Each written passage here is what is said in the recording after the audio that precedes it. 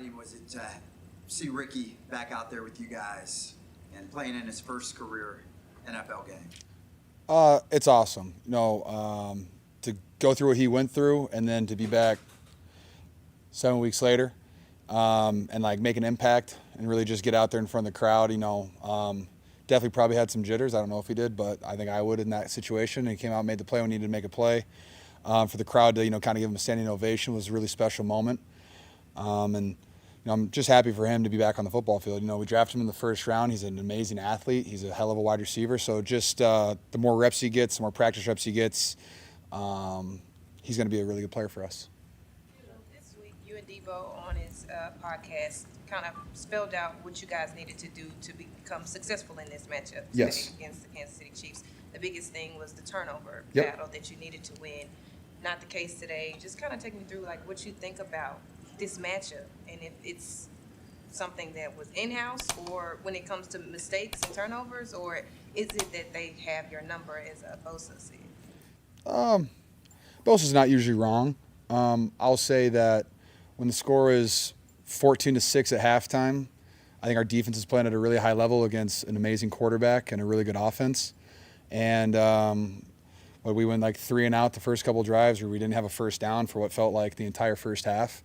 Like, you can't play like that if you want to beat a team that knows how to win. They win gritty games, and it wasn't the prettiest game for them. Patrick had a couple turnovers himself, but they win those gritty games. And when we just continually have turnovers, don't get first downs, don't run the ball explosive like the way that we usually do it, it's really hard to beat good teams. And I just think the offense, we just didn't play very well today, and we kind of left our whole team out there, and I think we let our defense and special teams down, really. I mean, we have to play better. It's wild. Debo didn't play. We lose Aiyuk. So, yeah, you look in the huddle, and I'm standing next to Ricky, Jake, Chris Conley, and J.P. Mason. It's a lot different than, Debo, Juwan, Aiyuk, and Christian McCaffrey. So it's a little different, but we have the coach staff for it. Our offensive line is still healthy. The guys in the building are really talented, so we just have to figure that out and keep pushing forward.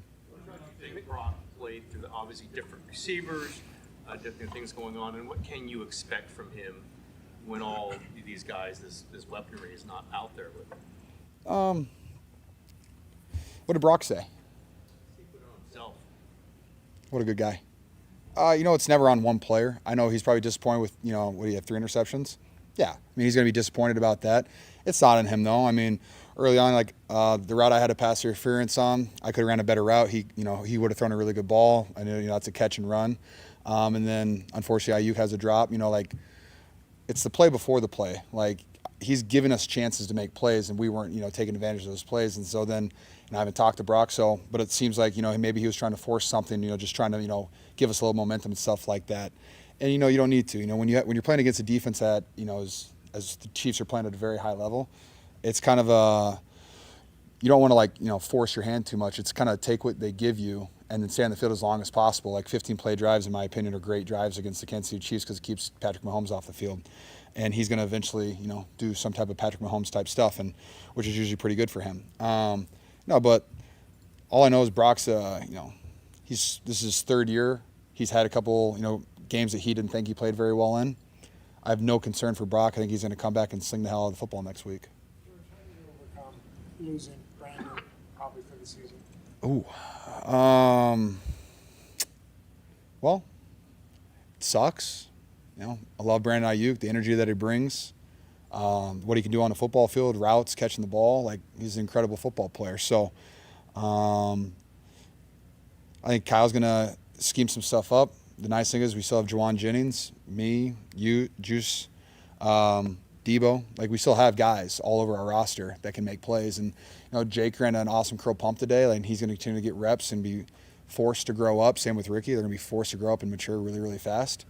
And, it's kind of on us as veterans in the system to help them along and make sure that they are ready to, play in these football games. But, yeah, you can't really replace in my opinion, one of the best receivers in the NFL.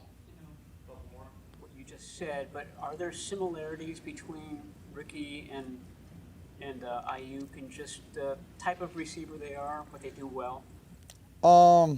Just watching, it was fun. Like Ricky cooked at OTAs. Like he was averaging like 150 yards a day, it seemed like. So that's fun. He runs really good routes. He's really fast. He's explosive. I think one thing that they have similar really though is, you know, they just have like a dog mindset. Like, you know, put it on me, put it on my shoulders. Like Aiyuk, the way it sucks because Aiyuk, you know, had a hell of a week of practice. I mean, he was just unreal catches left and right. And so like he was just, you know, starting to hit his stride in the season after not doing training camp. But football, the NFL is a land of opportunity. Injuries happen, stuff happens, shitty things happen, and who's going to step up? Who's going to, you know, rise to the occasion, take advantage of the opportunity? You know, that's what the NFL is. And so we have a lot of young players, like I said, like it's on, you know, our vets to pull them along, whether they are ready or not. George, when an injury like that happens and it looks bad, how long does that linger with you during the game, or are you able to just put it aside for the moment? I mean, I didn't really know until halftime. So, but yeah, I mean, at halftime, when you know, you hear someone say we need crutches and a knee brace, it's like, shoot. Sorry. Yeah, I mean, Brand's a great friend of mine. So like, just it impacts you to an extent, but like you have to have like the 3-foot mindset and just attack what's in front of you, and then emotionally deal with it at a later time. Of this season, how would you describe the importance of next week's game ahead of the bye week? I mean, it's huge. Every game's huge. I think it's Sunday Night Football, so like all eyes on Levi Stadium, which I'm excited about. It's a great rivalry. It always has been. You know, we need to get a win, and especially because it's an NFC opponent. Like, we have to continue to stay in the hunt. We have to try to stay ahead in our division as best we possibly can, and just try to get a little bit better. You know, I've said multiple times, you want to be a better team in October than you were September, better in November than you were October. We did not get better today. You know, we had some, you know, good plays, but it was not our best performance. Thanks, guys.